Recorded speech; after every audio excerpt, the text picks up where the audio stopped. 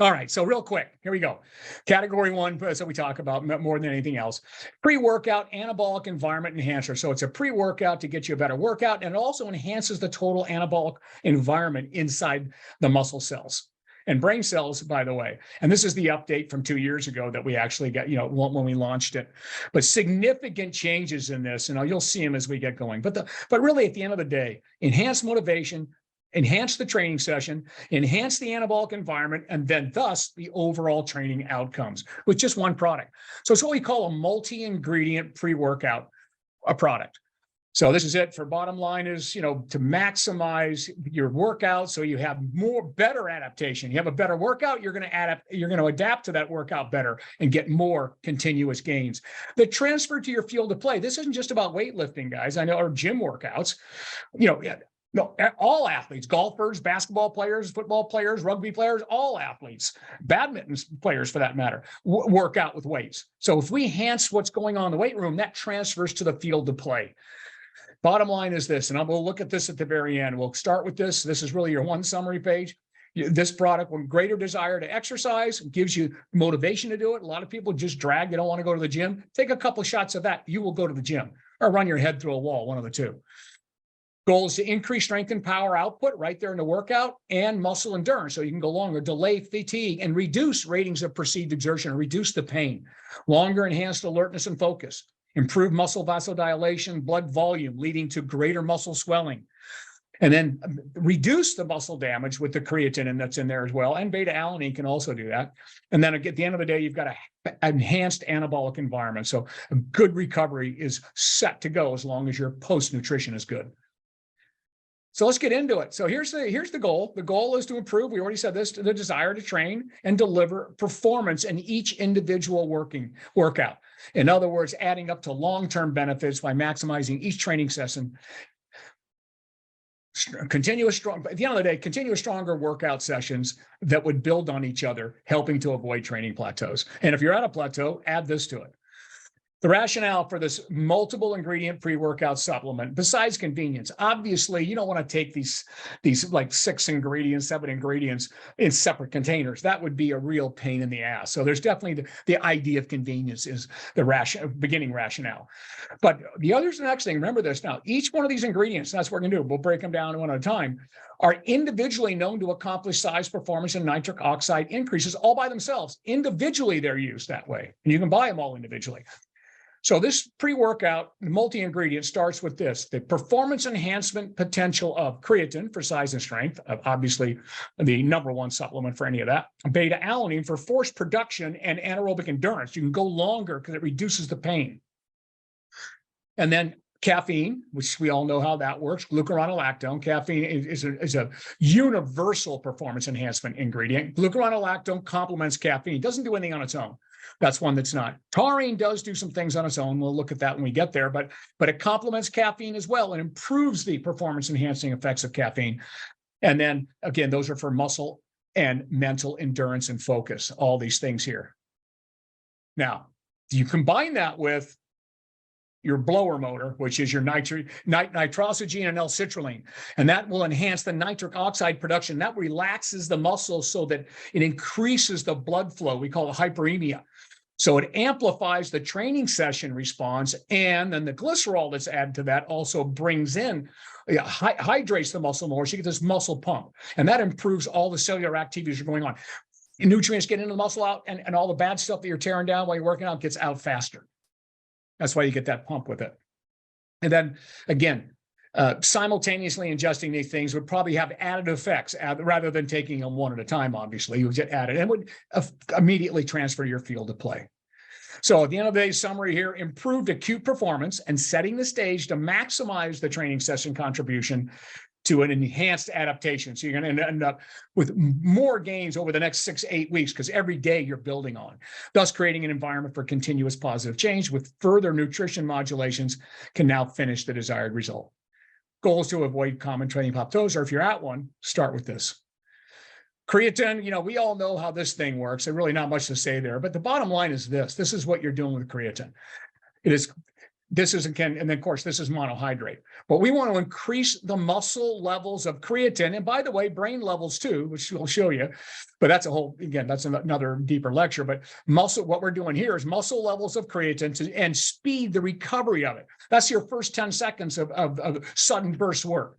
And if we can get 12 seconds, 13 seconds, if we have more creatine. The thing is, your body runs out of creatine.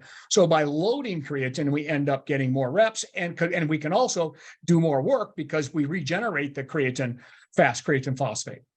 So bottom line is, creatine provides the immediate energy source for brain and muscles. And therefore, the primary rationale for using it is to increase and replete and prolong the energy source so you get better workouts. So like this arrow starts it, right? If we can increase the creatine, which now increases your phosphocreatine, which is like your first energy molecule in muscle, that increases the availability before I work out, okay? Less dependence on glycolysis, and now I get more muscular performance, so I have it there. And it also buffers lactate, and so does beta-alanine, but it does it from a whole different mechanism with creatine. Our muscular performance is going to be better, so we have all these extra creatine before we get started working out. It improves our muscular performance, training intensity, and if you do that, you end up with more protein synthesis, and you end up with larger muscle size all the way around. So who'd that benefit? Pretty obvious. Who it benefits? These people. You see the little red lights flashing. Anybody trying to improve muscular performance, and anybody wants to try and increase size. Any of these. So adult athletes that want to improve training outcomes related to, and by the way, teens, it's commonly now recommended to, younger 12-year-old soccer players, for that matter. That it's that safe. It's just one of those things about, adults. It just makes it easier to kind of have that conversation related to increasing lean body mass, improving strength and power, weightlifting. I'm sure you can figure out what this is for just by looking at those red lights flashing there at you. And what we call intermittent athletes, those are team sports like football, baseball, soccer, rugby, hockey, all these, lacrosse. Those are what we call intermittent athletes because they have bursts of speed and then they're cruising and then bursts of speed. Greatly benefits them. And also for athletes with low creatine intake, you take a vegan. If a vegan takes creatine, if I put a pure vegan now, which means they have no animal proteins, that way they have zero creatine coming in from the diet. Okay, so our friend with the meat eater there, he won't be what we call a super responder to creatine. He might just be a moderate responder because he's getting a lot through the diet. But you would have to eat 15 pounds of steak, every other meal in order to get, 10 grams of creatine. But you're at least getting some, and then we're adding this to it. You're not getting the same response of vegan. A vegan gets no meat, so they get zero. All they're doing is making a gram of creatine in the body.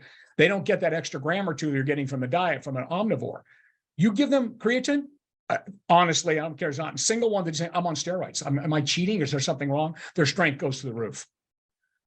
The other one here, if you got anybody working out, this is creatine all by itself. We're not even talking about NO7 at this point, but obviously it's in NO7. Any exerciser trying to break a plateau, it's, obviously you give them creatine, something's going to happen. It can improve motivation and make them wanting to keep coming back to the gym. And then as I mentioned earlier, this is now a common prescription for older adults seeking healthier aging. That includes brain cognitive function and delaying the inevitable, which is the loss of muscle through aging. And now aerobic athletes are actually playing with it as well to help pull energy from other sources so they can go longer rather than just depleting glycogen. So there you go, all the way around. And then this kind of shows you the recovery part of it as well. Okay, that's one, done. That's the first one, and that's the big daddy. Of course, a beta-alanine, though, this is another supplement sold all by itself. So let's just put it in a vacuum right now. The goal of beta-alanine is to increase muscle carnosine, okay? To reduce exercise-induced acidosis. In other words, buffer lactate, that burning sensation, to prolong time to exhaustion and increase your intensity. Kind of give you a definition on that. So in other words, buffer the burn through a different mechanism, creatine. We already see creatine buffers lactate. Okay, this actually works differently. So carnosine is what we're trying to do, increase the amount of carnosine inside the muscle. All right, but here's the problem why you can't just drink straight carnosine. There's an enzyme outside the muscle called carnosinase. And carnosinase, if you take carnosine in straight, which you can buy it straight, because there are people that, like for medical reasons, it gets to the muscle and the enzyme dissolves it. So it can never get into the muscle. So we use a Trojan horse, and that's beta-alanine. Beta-alanine now goes into the muscle because it gets a free ride straight to the muscle cell, and beta-alanine then combines with histidine and it creates carnosine. So it becomes the Trojan horse, bang, boom, it turns into carnosine and significantly increases it. So carnosine buffers lactic acid buildup, slowing the onset of fatigue is the primary reason for you, and from a different mechanism, just by altering the hydrogen count in the muscle. Now, if you're going to buy it separately, this is the dosage you need to use. And the reason I have these dosages on the bottom of these things, and I'll show you, like here, creatine, that's the effective dose of creatine. In other words, it's not effective unless you're taking that dose. It won't be effective. That's all by itself. And the same thing with beta-alanine. It won't be effective unless you're taking that dose. And there's a reason I'm showing you this, because when we get to the end of this lecture, it's going to be all about those numbers and why your product works. Okay. So again, this, by buffering the lactate, we end up with the end. This is the primary reason, and we don't make the other claims you're going to see here, but anti-fatigue, anti-pain. Now, soldiers, they actually use this on, elite soldiers constantly are using beta-alanine for cognitive support, because it actually goes into the brain. It works as an antioxidant, controls pH balance, anti-stress. So it's got another aspect to it. So its unique molecular structure really adds to all of these different things here. And we doubled the beta-alanine in the new formula. And again, there's a reason I'm telling you this now, because we've seen new science that it actually takes more in order to get all of these activities to work. And that's all by itself. So keep that in mind. When we talk about enhancing the quality of training, what we mean is this: increasing buffering capacity, improve performance in high intensity exercise, or enhance the quality of training. All right. And that's the maximum amount of exertion a subject can sustain. Beta-alanine takes it far past creatine. So when you combine the two, you can only imagine the benefit there. Like our extreme creatine is creatine and beta-alanine, because it doesn't have the stimulant in there. Now, caffeine, I don't need to tell you, the goal is to delay fatigue. And that is muscular fatigue, cognitive fatigue. It doesn't matter. It works across the whole body. It really is amazing. And remember how people say, well, isn't coffee bad for you? Well, we find out it's quite the opposite. It's actually good for you. And people that don't drink coffee live much shorter and not as good a life as coffee drinkers. And I'm not just making that up. We already know that. There's some very good health benefits to caffeinated coffee. Decaffeinated too, because you got the antioxidants in it.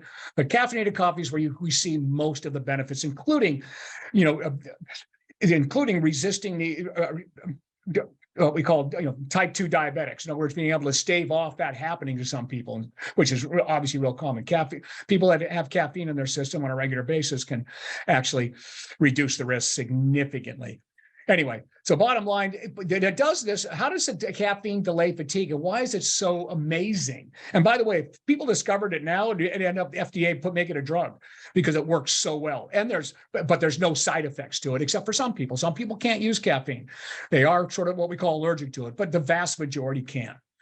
All right. And it does this all, by the way, it delivers positive cognitive benefits, such as improving desire to train, obviously. Most people drink a cup of coffee before they come to the gym, reaction time and focus. And it does this by blocking adenosine receptors. Okay. And then once it does that, there are these neural actions that cascade that drive the synergistic performance outcomes. So let's do a nice little diagram here. So this is what it looks like. When you add caffeine, you've got all this stuff going on in here. Again, it allows you to work more. Your reaction time is increased, more muscle force production. You have more power, strength, and speed. And we already know it improves endurance. Endurance athletes literally take a significant amount, about 45 minutes before their event, and they can prolong fatigue for a long time. And of course, the records are all set on caffeine, which why the Olympics actually bans it at a high dose, at too high a dose, and they don't test for it, but you're allowed to drink coffee, obviously, or take caffeine before your events in the Olympics. But it's an unfair advantage of people that can't. It's that unfair. That's how well it works. So it exerts its stimulating effects by occupying adenosine receptors, right, throughout the central nervous system and cascading events to do all these things we just looked at. And boom, you want to know what that looks like? Looks like this. So here's what your little neurons in your brain and in all the receptors around your body look like. See these real receptors here?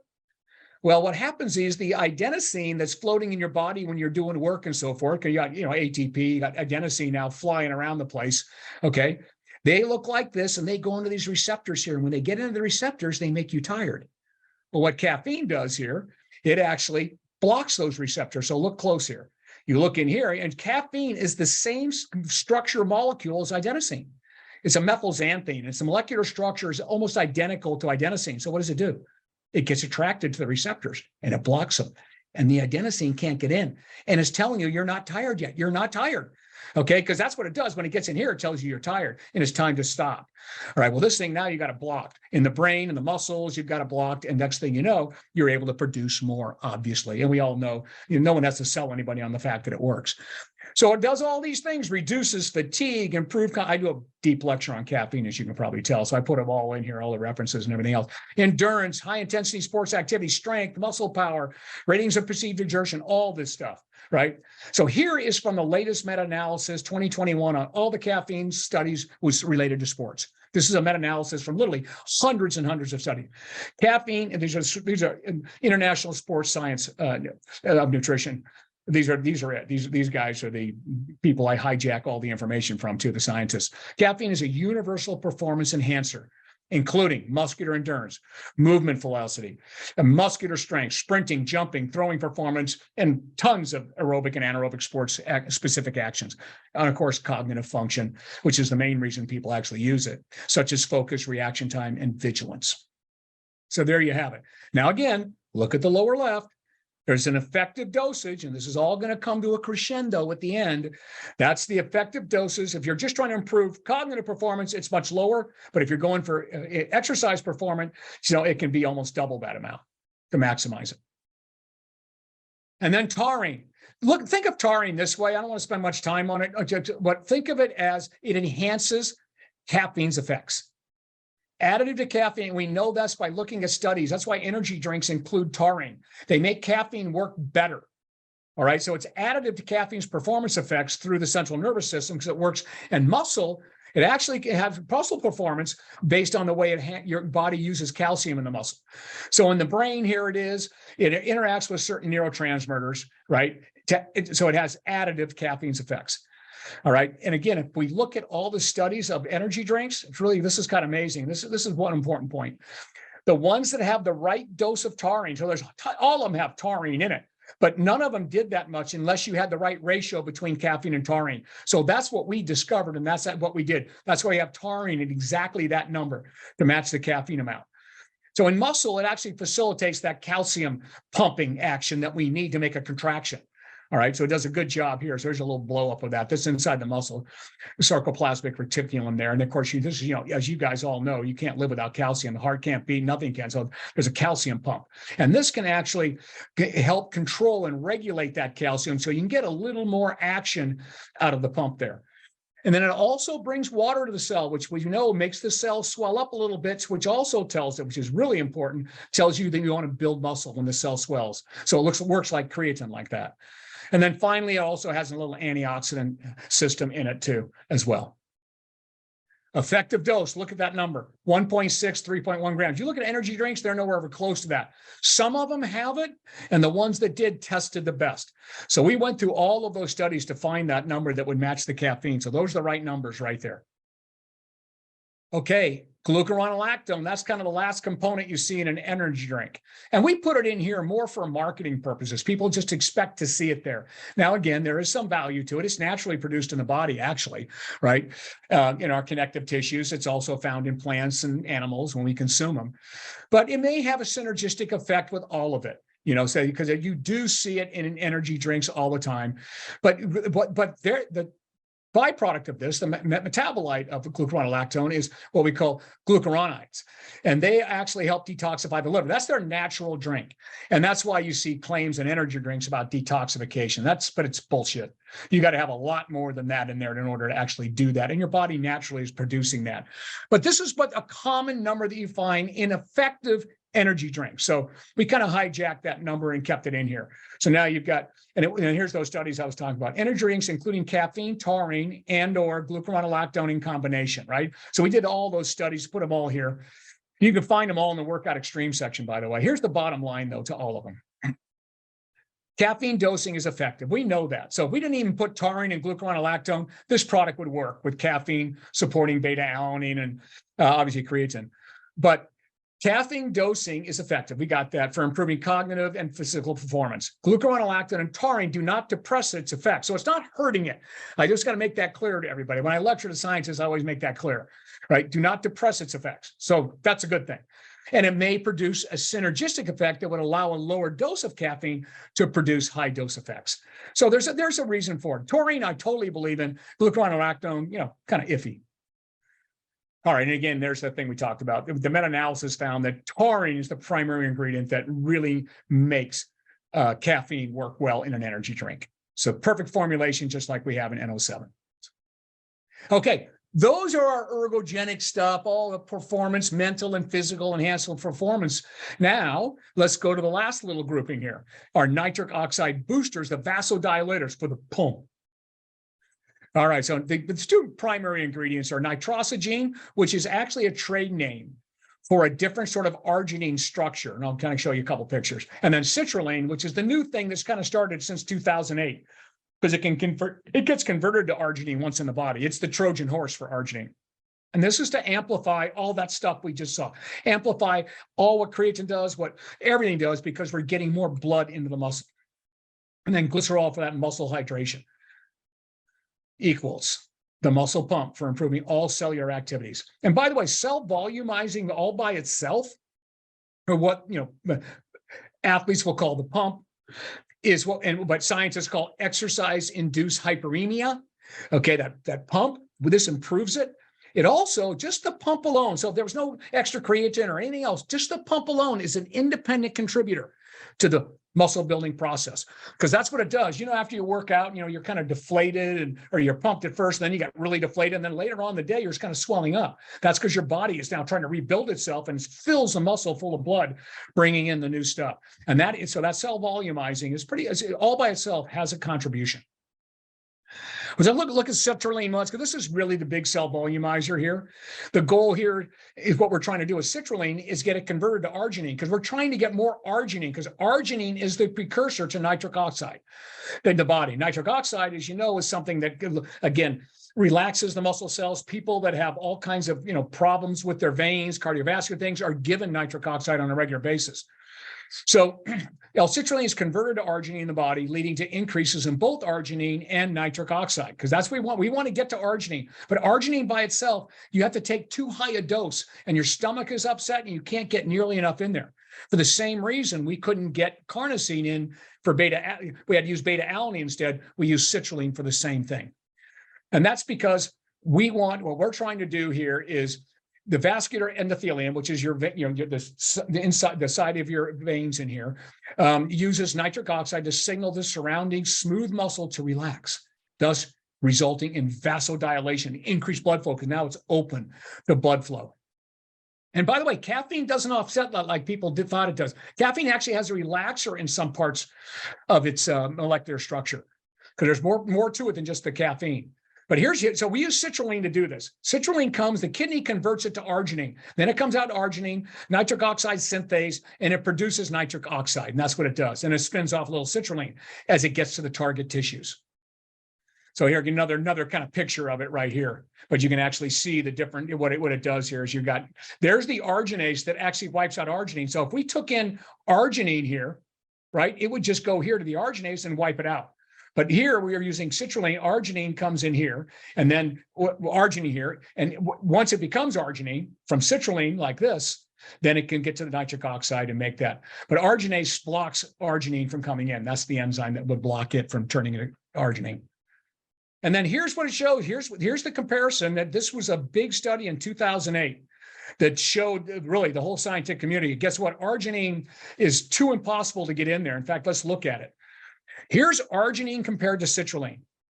So we're talking about using less citrulline, right? A little bit less citrulline, and we're getting almost double the amount of arginine in the blood. So that's what this study showed.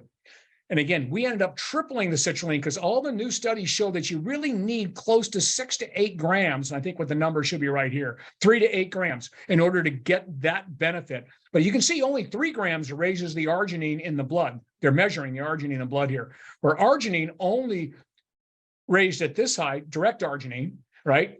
And this brought it up to there. So now you've got a pretty high dose getting there. So you're getting that nitric oxide you're looking for.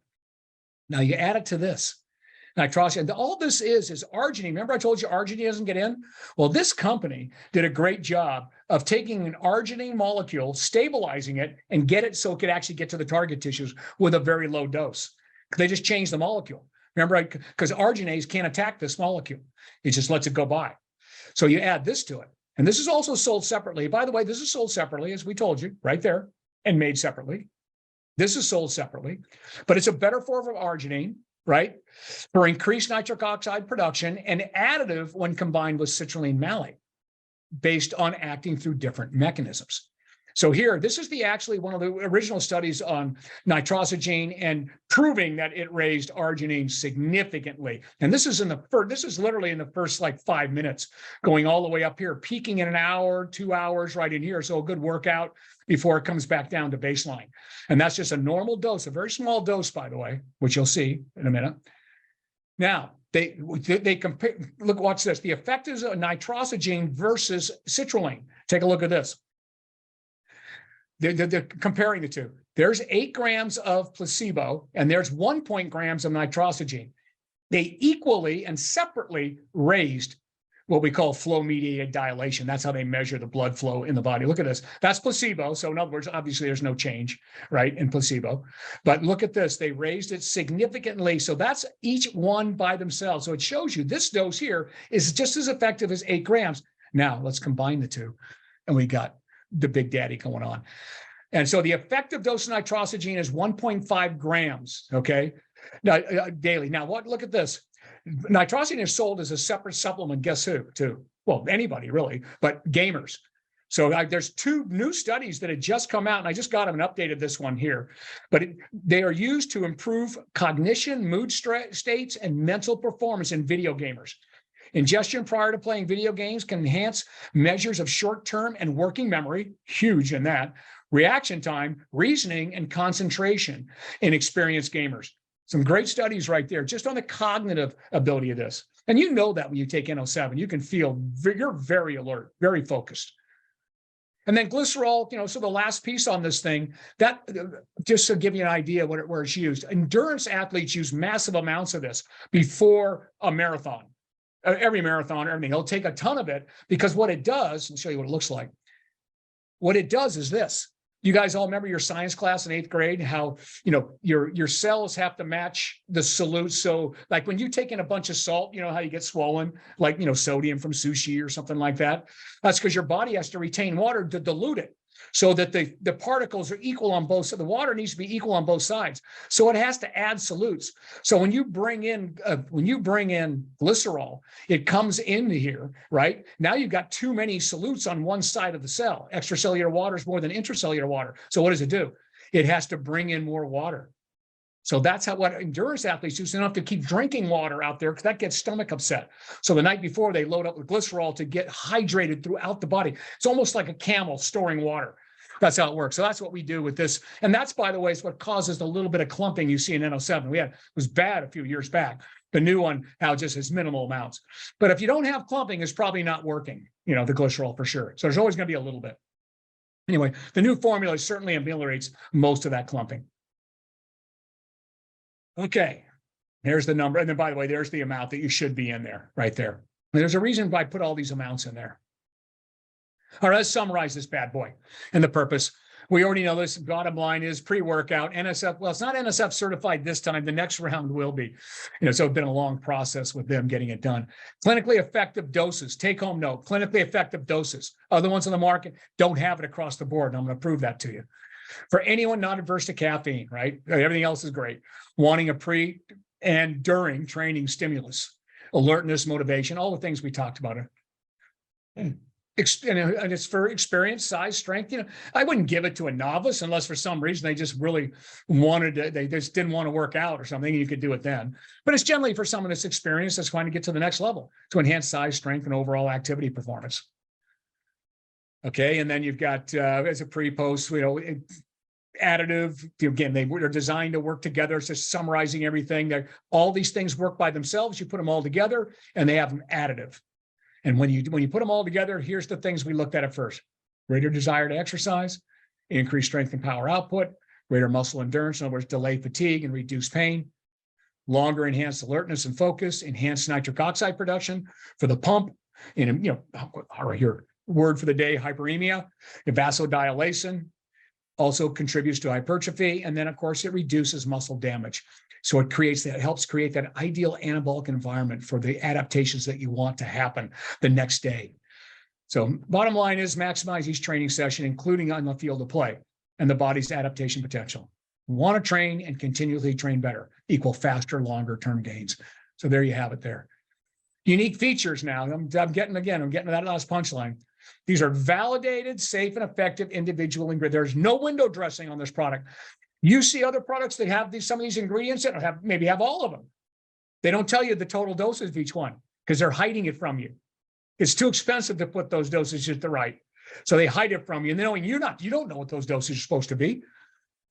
Contains the high dose of citrulline malate, contains nitrosogene to significantly increase NO all by itself.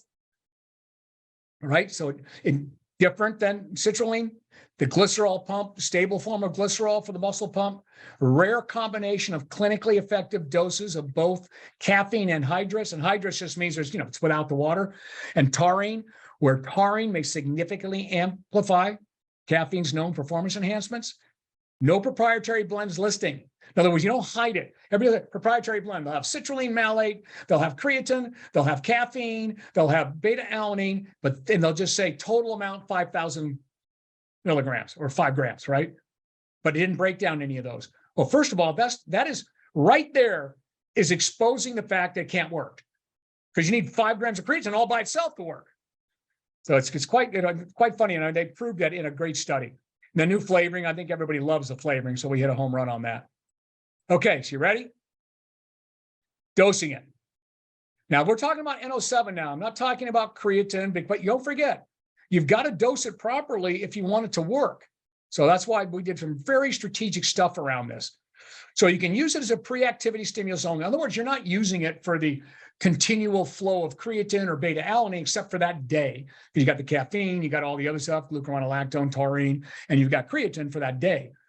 But you're only using it before activity. Now, I used to, because I don't work out that hard anymore, because I can't really all that much, but I take it before board meetings. So you might just be a pre-activity stimulus. Cognitive function. You can use it as standalone pre-workout. So without your regular creatine supplement or without beta-alanine or anything else, standalone workout, including establishing effective levels of creatine and beta-alanine. And then you can use it in the stacking programs like we do for our pro and college athletes. All right. So this just tells you what's in one scoop, but no one takes one scoop. The minimum dose is a scoop and a half. By getting a minimum dose of a scoop and a half, which is someone at 150 pounds, let's say, right? Yeah, so that would be under 150. All right, you're going to get 2.5. You're going to get, about 4 grams of, actually a little more, 4 grams of creatine, which is more than the 150-pound needs to maintain a creatine level, but it will take 28 days to get there. You'll get 3 grams of beta-alanine, which isn't up. That's the minimum, right? But remember, that's a 150-pound person, so that's all they need under 150. And then you got the right caffeine at that 1.5 dose. Okay, that's 1 scoop there, but you have 1.5 scoops is the minimum. Once you get to 152, it's 2. So now you're up to the 5 grams, just double all the stuff up here. You're up at 300 milligrams of caffeine. We work with the world's strongest men, but I have to put this in because the NSF doesn't allow me not to put that in there. They say 2.5, you should be maxed because of the caffeine content. But we got guys that take 3 or 4 scoops because they're 450-pound freaks. So obviously it's by weight. And I just do that privately with all the world's strongest men like that we work with, or some NFL athletes. You can go higher. But again, it's going to tell you, you're going to feel the right amount. So don't exceed that primary due to the caffeine. So there's a perfect dosing all the way around. So how would you use it? If you're going to use it on training or event days only, just take it as listed right there. It's pretty simple. Non-training days, you just wouldn't take it because you're only using it for the pre-event stimulus. That's it. Now, as a pre-workout stimulus and a standalone formula, because you're not using extra creatine or you're not using, extra beta-alanine or extra caffeine, for a standalone formula to establish and maintain effective creatine. Because remember, if you're going to have effective creatine levels, it takes about 28 days at a maintenance dose to get there, or it only takes 5 days from a loading dose. But you can't load creatine with this, obviously, because you'd have to take 20 grams. Well, trust me, you probably have a heart attack taking 20 grams of this to get that creatine. So to maintain effective creatine though, and 28 and enough and beta alanine levels, you would take it as listed right there, but you have to take it on training days, but also you need to take it on non-training days. Take the same total dose by weight anytime during the day, at least 5 hours before sleep, of course. May take it all at once or split it throughout the day, whatever you want to do. It's up to you. But this by maintaining this protocol for at least 28 days, you will end up fully saturating with creatine, just like you loaded it, and same thing with beta alanine. It's a lower dose, but it'll stay in the system, and by 28th day, you'll have full saturation. Now, if you're using, I put these in here, but I just put them at the end. If you're using it with creatine, okay, or with extreme creatine, then you're pretty much using it only on training days, because this is filling in the gaps for you on the other days. So I put it in here. NO7 as a standalone, this is in baseline, obviously. Like I said, everybody's got to have baseline. There it is. I just gave it all to you. So this is all spelled out for you. By the way, this is how Kat and I have to, when we work with celebrities and, you know, including your pro athletes and the TV stars and all the people we work with, we have to spell this all out, because it goes to their attorneys and their trainers, and these are all live links, but it tells them exactly, I mean, this is step by step what to do. So you guys can use this all you want. They're here, and they're all on your handouts. But it just shows you this, just take it every day, non-training days, take 1 serving. So we just saw how to do that. That's all printed. Here, if you're using creatine here now, creatine monohydrate, then what you end up doing, you load with the creatine. Now you're fully loaded. Now you add the NO7, you know, you can add that like the second week because you're fully loaded here. And now you add this daily.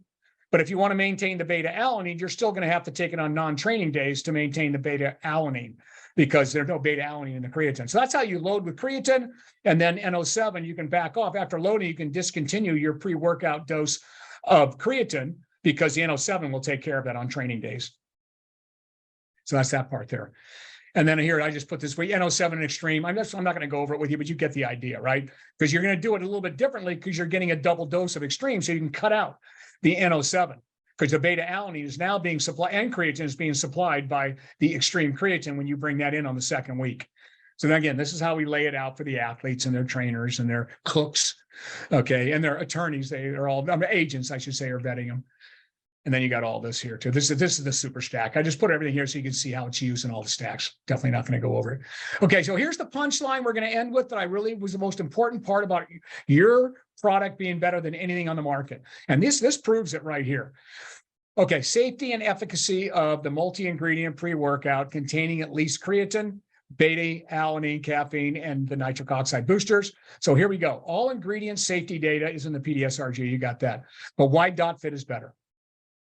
Other multi-ingredient supplements that are, you know, knockoffs of this contain these ingredients. They're safe. I haven't seen any problems with that when formulated properly, of course. And, okay, they demonstrate they can work if they have the right effective doses. But sport and fitness practitioners, and this is not my wording, this is from the International Sports Science and Nutrition. Sports and fitness practitioners should advise all clients not to purchase products with undisclosed purported individual active ingredient amounts, generally titled proprietary blends. And those are the studies that showed it. Here's how they got busted. All these ones. I'm talking about your biggest names out there. You guys know where they are. All right, so this is from Jagam et al. Identified the ingredient profile of the top selling commercial available products like this. They compared the ingredient dosage to the known efficacy, the known successful dosages, right? And here's what they found. You ready for this? The average beta alanine per serving, don't forget it's hidden in a proprietary blend. They discovered that the average beta alanine per serving fell far below the recommended dose. Average caffeine was near the low end of an effective dose by body weight at 1.7 grams per pound for a 150 pounder. Should be more like 2.5. Almost half the ingredients, here's the big one. Here is the coup de grace. Over half the ingredients in the product were listed as part of proprietary blend with undisclosed amounts of each ingredient. Adding total grams, this is word for word, adding total grams and milligrams of blends exposed the impossibility that many of those components, such as creatine, taurine, citrulline, could all be at an established effective dose, or would have been 3 times that size in the proprietary blend. Now, those studies are all there if you want to get to it. So here's your summary. There's the bad boy. There's your glucuronolactone, caffeine, and taurine, right? And that's to help delay fatigue, desire to train, work harder. Caffeine also delays fatigue, muscle endurance. Then you add your creatine for better, stronger workouts, cell volume, right? All of those things. And then you've got your blower, citrulline, nitrosogene, sitting right on top of that baby, amplifying all the actions we just talked about. And you are jacked, stacked, and Big Mac. There you go. Anyway, I put all your notes back here, all your one-liners. Here's all the myths on creatine. It's really good. I mean, there's so many myths on creatine. You know why? Because it works. There's myths on caffeine. It causes you to go to the bathroom more. It doesn't. I mean, it's so small, and during exercise, it definitely doesn't. If anything, it might even slow it down, but it doesn't. It's just because you're drinking water with it, because caffeine comes in water. It's 99% water. Does not significantly affect creatine supplementation either. They work together nicely, so there's no issues there. The creatine doesn't cause cramps. It doesn't cause water retention except in the muscle, so it's not on the outside. So it does it properly in the muscle the way you want it. I just put them all in here. And this is from the International Sports Science Nutrition. All these little myths that you've seen here on creatine. I put it here. This is part of the creatine lecture. I just put it all in here. But there's one in here I did want you to see. What I love the one that says, no, it doesn't cause you to go bald. It's not an anabolic steroid. Doesn't cause kidney damage. In fact, they give it to older people that have, compromised kidneys. And it doesn't hair loss or baldness or dehydration or muscle cramping. In fact, using creatine decreases cramps by about 40% in athletes. We know that now. And beneficial for a variety of athletic and sporting events, provides variety of benefit for females across their lifespan. Actually depression and things like that as well. All right, so here's your little one-liners here. I reprinted them for you. Take your workout and game day to the next level. No plateaus here. Be bigger, stronger, faster, longer. Focus longer. Make every day a personal record. And there's the stuff we looked at. Here's your convenient multi-ingredient proof. All these things we talked about: creatine, beta-alanine, caffeine, all for muscle and mental endurance and focus, combined with nitrosogene.